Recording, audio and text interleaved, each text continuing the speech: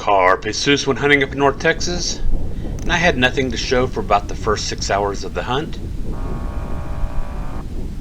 And here the next morning I've got a single boar out there at well over 400 yards. Here I am partway through the stalk. I'm having trouble telling how big this boar is. He's in and out of the brush. I'm of the impression it's a smaller bore, so it shouldn't be any problem for my Lone Star Armory TX15 Multi Purpose Carbine, through which I'll be shooting some Lapua Scenar and Hornady SST bullets loaded by Druid Hill Armory into Starline Brass. Now, as I'd been advancing on the hog, he'd been coming towards me. I'd been moving about 20 yards at a time, stopping, scanning, and then continuing on. And I just about walked past him. He's actually pretty close at this point, so I've gotten set up on the shooting sticks, waiting for the wind to calm down, and then this happens, and he spotted me at this point. I figure he's about to bolt, so I get ready to shoot.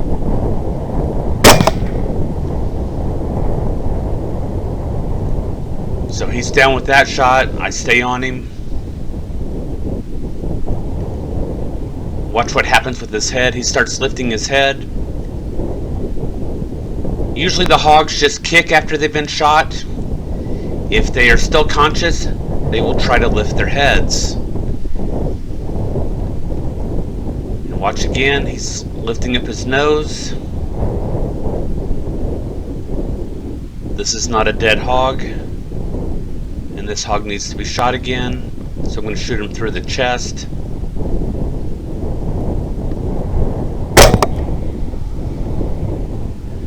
So the initial shot had him down, but just stunned.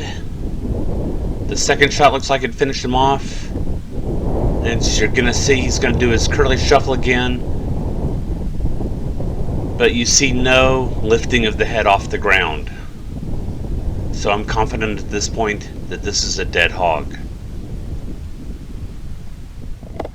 When I walked up and found the hog, I was a little surprised to see not much blood on the ground, and he's going to be an interesting study for Carpe Analysis, the Trauma Diaries number 48. There'll be a link at the end of the video showing what happened with each of the shots and the damage done by each of the bullets. Brass Catcher by Tactical Brass Recovery. He came in at 140 pounds, larger than many of the hogs I've shot of late. That evening I returned to Elk Springs Ranch, which is a high fence locality. Looks like the elk might have found the corn. Yep.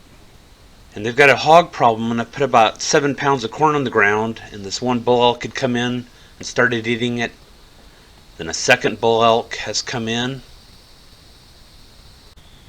And now there are 3, and they're just going through systematically eating up all the corn that I've spread out. And after about 3 hours, the corn was gone, they left, and I moved on to better hunting. So here it is the next morning. I'd actually spied a single boar from the first gate of this property. I pulled into the second gate, parked, went after the first boar, and he's long gone by this point, so I decided to make my rounds on the property. And these hogs are actually over on the back side of the hill that you can't see from the entry gates. And I've got the largest sounder that I've seen in a while. So here I've walked up on them. Got a hog there getting a drink in the tank. It looks like they're just feeding. You may have noticed there's a house off to the right hand side of where I am. That house is under construction. It is not occupied by anybody. And I'm going through trying to separate boars from sows, as I definitely want to start off with shooting a sow. I don't think I'm going to have many shooting opportunities. There's a lot of thick brush right behind the hogs. And I know there are livestock on this property. I haven't seen any of them this evening, but there are several connected pastures. And for all I know, all the cattle are in the pasture that's behind the brush that you see in front of us here.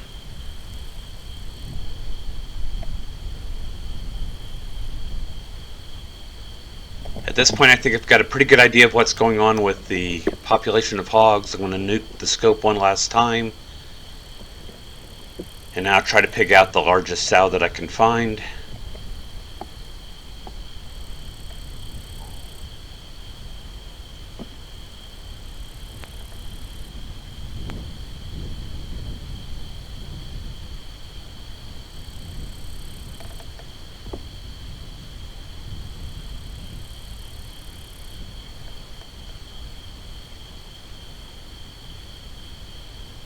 And it turns out to have been the hog that was drinking from the water tank.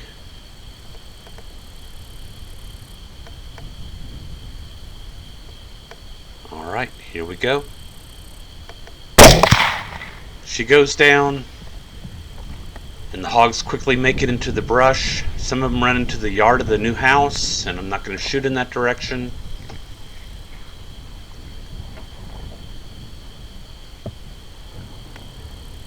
And I'm thinking with that many hogs, there's got to be some still showing themselves, other than the ones that are in the yard.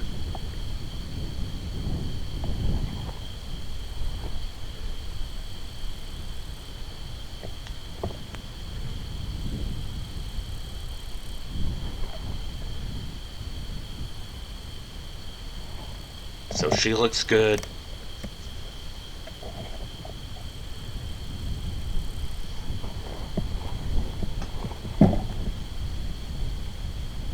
And I'm just not seeing any hogs. Surely there's more. Finally, I scan over towards the right. And I've got 3 more hogs in the yard.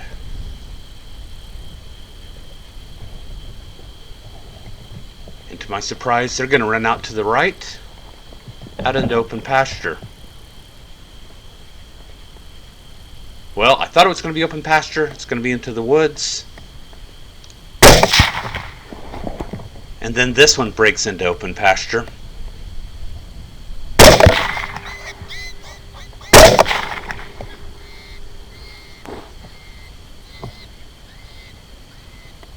The second hog is going through its curly shuffle. And I finally finish off the third hog.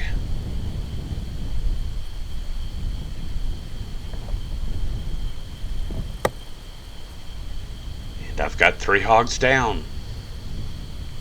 They turned out to be a 140-pound sow that was not pregnant and was a Mulefoot, a 120-pound boar, and a 65-pound gilt. For those of you that haven't seen my previous videos, a mule-footed hog is one that has its toes fused together into a single hoof, like a mule or a horse. Those were the hind feet. This is the front foot. One of the front feet was swollen and slightly malformed. But the other foot was just a typical mule foot, nice and slim, both toes fused right together into a nice single hoof. And again, if you're interested in seeing the ballistic damage done by the Lapua Scenar bullets, take a look at Carpe Analysis, the Trauma Diaries number 48. We'll be taking a look at the opening boar that was shot and the mule-footed sow.